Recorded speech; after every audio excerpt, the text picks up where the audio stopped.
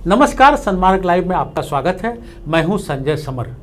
बहुचर्चित अयोध्या की अंतिम सुनवाई उच्चतम न्यायालय में विभिन्न पक्षों की तमाम दलीलों के साथ संपन्न हुई। 5 जजों क्रमशः justice Bobde, justice DY Chandrachud, justice Ashok Bhushan और जस्टिस अब्दुल नजीर की संवैधानिक खंडपीठ की अगुवाई कर रहे मुख्य न्यायाधीश रंजन गोगोई द्वारा मामले के बीते 40 दिनों से सुनवाई की जा रही थी।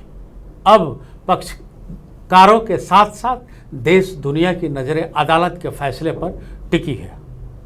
वर्ष 2010 में इलाहाबाद उच्च न्यायालय ने 2.77 एकड़ के विवादित स्थल को सुन्नी वक्फ बोर्ड, निर्मोही आखड़ा और रामलला विराजमान के बीच बांटने का आदेश दिया था। इस फैसले के खिलाफ कुल 14 अपील की गई थी। अयोध्या मामले को लेकर के हमारे साथ बात करेंगे आज डॉक्टर स्वामी दिव्यानंद महाराज जी। दिव्यानंद महाराज जी, बहुत बहुत स्वागत है सन्मार्ग लाइव में। स्वामी जी से हम ये जानेंगे अयोध्या मामले को लेकर के कि फैसला किधर आने वाला है। अब देश ही नहीं विदेशों में भी नज़र लगी हुई है कि आखिर ये सालों साल, सैकड़ों साल से जो मामला है लंबित पड़ा हुआ है, किसके पक्ष में जाने वाला है।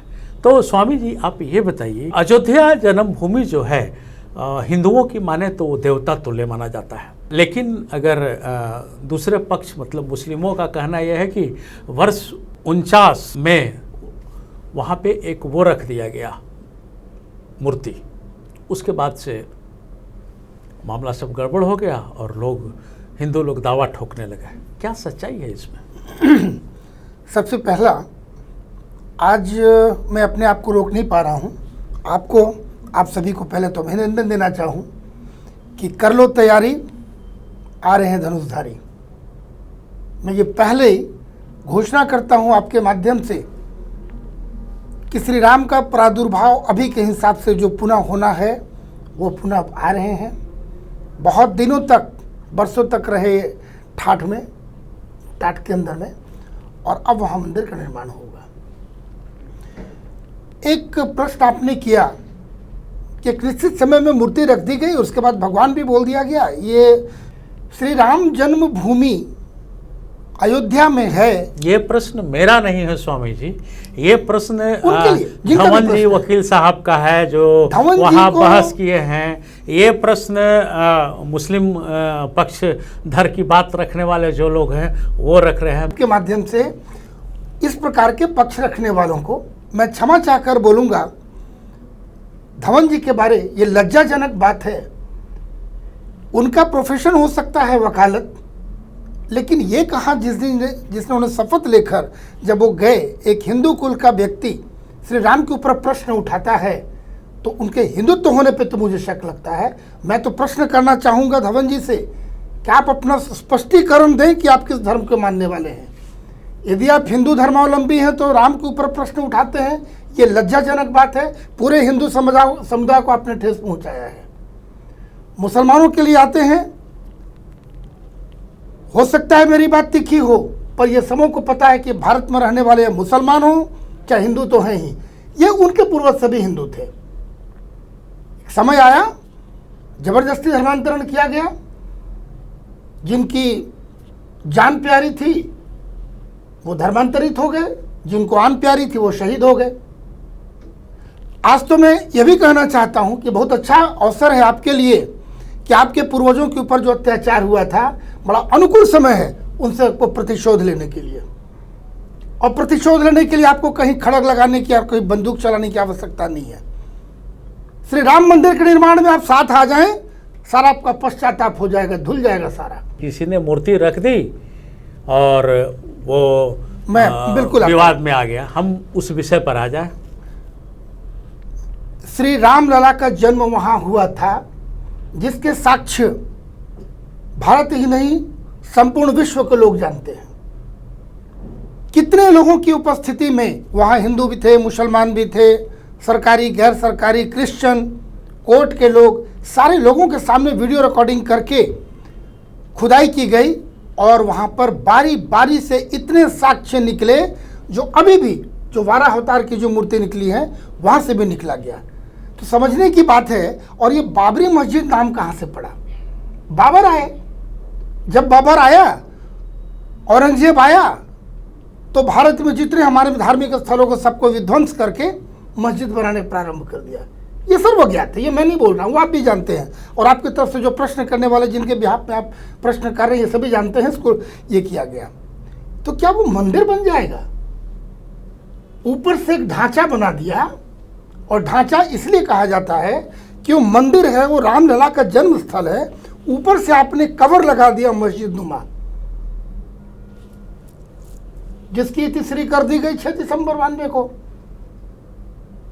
तो अगर मस्जिद होता, देखिए एक बात है, मुसलमानों को सुअर से बहुत उन्हें घृणा है, ठीक है, अच्छी बात है, कोई नहीं। वाराह अवतार की मूर्ति कहाँ से आ गई वहाँ? अगर वो मुसलमान का स्थल था, अगर वो पुरानी मस्जिद थी, तो वहाँ से वाराह की मूर्ति कहाँ से आ गई? और कितने साक्ष्य मिल रहे हैं श्री राम के बाल लेकर कर सब कुछ। आपके प्रश्न में एक और महक आती है मुझे कि राम के अस्तित्व पे भी आप लगता है कि आपका प्रश्न है, आप या आपके तरफ से जो भी पूछने वाले हैं। ये हिंदुस्तान है, संतों की भूमि है, देवों की भूमि है। श्री हरि विष्णु के अवतार श्री रामचंद्र त्रेता में आए, सारे साक्ष्य हैं। यदि हम पुराणों को भी, रामायण को भी, पुराणों को भी झुठला दे, तब तो अब ये फिर प्रश्न दूसरा आता है। अब भारत की बात करते हैं तो भारत की छवि एक धर्मनिरपेक्ष राज्य देश की है, तो उस हिसाब से देखें तो यहाँ हिंदू, मुस्लिम, सिख, ईसाई सब है। ये संजय जी, मैं धर्मनिरपेक्ष सभी के लिए, सिर्फ हिंदुओं ने ठेका ले रखा है। ममता बनर्जी अगर इबादत करती है तो हमें कोई तकलीफ नहीं होती है, धर्मनिरपेक्ष है। लेकिन नुसरत जहां अगर वो धोनची नाच करती है तो उनके पेट में दर्द होने लग जाती है, उनके इस्लाम खतरे में आ जाता है। ये कैसा धर्मनिरपेक्ष है? ऐसी बात अब नहीं है, अब तो अभी है, अभी की बात है, अभी की बात है, ज्यादा दिन नहीं, अभी 1 सप्ताह पहले की बात है। तो कैसे नहीं, अब तो सभी धर्म के लोग रोजा खोलने जाते हैं, चाहे भारतीय जनता पार्टी के मुख्यमंत्री हो, वो चाटुकारी मंत्री हो, उन्हें वोट लेना हो, चाहे कोई पार्टी को, उन्हें वोट लेने के लिए करते हैं। पर ये बताइए ना कि रोजा खोलने हमारे यहाँ तो आते हैं ना, आपके मस्जिद में कितनी बार आपने कन्या पूजन कराया है? इसका उत्तर तो मुझे बता दें। मुसलमान पक्ष के लोग, कितने लोग कहीं पर कन्या पूजन किया है, कहीं पर चंडी पाठ हुआ हो, उनके यहाँ से अनाथालय बनी हो, कभी कोई वृद्धाश्रम है, कभी कोई प्राकृतिक आपदा हो तो वहाँ जाकर उन्होंने फंड दिया है। तो सारे ठेका तो हिंदुस्तान में हिंदुओं ले रखे हैं, और उसके बाद भी मेरे ऊपर मना जाता है कि हम धर्मनिरपेक्ष हैं, और हैं, आज भी हैं। लेकिन अपने ऊपर अत्याचार तो सहन करना हमारी सहिष्णुता का, ये तो परीक्षा का घोर परीक्षा लिया जा रहा है। हम सहिष्णु थे, हैं, एक भारत ही देश है, एक हिंदू ही एक ऐसा है। हम कहते हैं सर्वे भवन्तु सुखिनः सर्वे सन्तु निरामया, हम कहते हैं वसुदैव कुटुम्बकम, हम कहते हैं कि सबका भला हो, धर्म की जय हो, धर्म का नाश हो, प्राणियों में सद्भावना हो, विश्व का कल्याण हो। हम कभी नहीं कहते कि हिंदुओं का कल्याण हो, उसका कल्याण हो। हम तो सभी की कल्याण की मानना करते हैं। हम तो पेड़ पौधे को पूजते हैं, सांप बिच्छू को पूजते हैं। और आप तो इतने संकीर्ण हैं कि आपको पूजा करने भी बहुत सोचना पड़ता है। जहाँ पूजा की बात आती है वहाँ किसी प्रकार का कंडीशन नहीं होता है। प्रेम के आगे किसी प्रकार का शर्त नहीं हो, या पति पत्नी का प्रेम हो, माता पुत्र का प्रेम हो, पिता पुत्र का हो, भाई भाई का हो, दो क्या लगता है अयोध्या मामले को लेकर के सुनवाई आ जाएगी? बिल्कुल नहीं आई तो नहीं आई तो फिर अब आगे की बात, सारी बात अभी कहना बहुत उचित नहीं है। मैं तो इशारा में भी कहूँगा कि ढांचा को गिराने के लिए किसकी अनुमति की आवश्यकता पड़ी थी हमें? ये संतों का देश है, संत समिति हम काफ़ी सक्षम हैं। संत समिति क्या चाह रही है अभी? संत समिति चाहती है, हम तो सम्मान कर रहे हैं माननीय न्यायालय का, हम प्रतीक्षा कर रहे हैं आपकी। उसके बाद भी बोला था कि प्रधानमंत्री राष्ट्रपति अध्यादेश लाए। हम तो बार बार आपको हम अवसर दिए जा रहे हैं। ये राम की भूमि है, संतों की भूमि है, हम तो मंदिर चाहेंगे। आपके माध्यम से भी माननीय न्यायालय से मैं पुनः प्रार्थना करूंगा कि आप हिंदुओं को पक्ष में दें, क्योंकि सारे पक्ष हमारे साथ हैं, कहीं किसी प्रकार की संशय नहीं है। सुन्नी वक्फ बोर्ड ने अपना केस वापस किया है, मैं उस पर नहीं जानता हूँ क्यों वापस किया है। चलिए कारण जो भी रहा हो आपके पास, लेकिन चलिए साधुवाद के पात्र हैं, एक अखंडता का मिसाल दिया है आपने अभी कि चलो कदम बैकफुट पे आ जाओ, हिंदुओं के पक्ष में आ जाते हैं। जब वो सपोर्ट कर रहे हैं फिर दिक्कत कहाँ है? किसी कारणवश अगर फैसला आपके पक्ष में नहीं आ रहा है तो आप लोग क्या करेंगे? हम पूरा बैठेंगे, संघ समिति हम सक्षम है किसी निर्णय को लेने के लिए।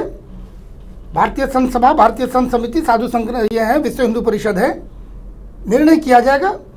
पर जो भी करेंगे हम कानून को तोड़ने वाले नहीं हैं, किसी के हृदय पर आघात करने वाले नहीं हैं, किंतु अपनी मान सम्मान श्री राम मात्र हम हिंदुओं के लिए नहीं, ये पूरे भारतवासियों की आन बान शान की बात है।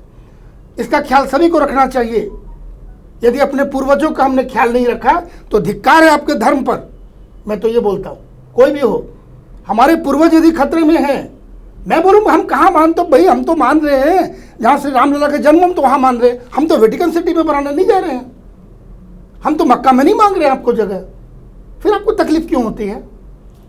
तो ये अयोध्या की जो जमीन है, हाँ, अभी तक आप लोगों के द्वारा जो भी दस्तावेज पेश किया गया उसमें जैसे आपने जो जो उदाहरण दिए उसमें यह स्पष्ट हो रहा है कि हाँ भाई खुदाई से उतने सारे चीज़ निकले हुए हैं, रामलल्ला ही वहाँ जन्म लिए हुए हैं, उनकी पूजा अर्चना सब अभी भी जारी है।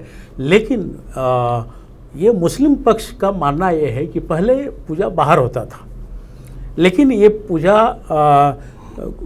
एक वर्ष आया 1949, वो लोग कट कर रहे हैं कि 1949 के बाद यह राम चबूतरे पर यहाँ पूजा अर्चना होने लगी, जो मंदिर के बीच में आ गया। इसके पहले वहाँ पूजा नहीं होता था। मैं उसके पहले भी आऊँगा।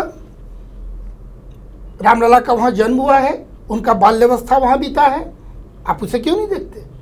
जब बाबर आया, वो विध्वंस किया, जब वो कब्जा किया तब बंद हुए।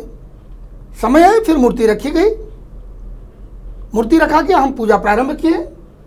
हम कितना सहिष्णु हैं कि हमने कभी कानून को हाथ पे नहीं लिया, कभी हम शस्त्र नहीं उठाए, हम कोर्ट को मानते रहें, दूसरे पक्षों को भी हम सुनते रहें, मानते रहें, समझते रहें। लेकिन अब तो समय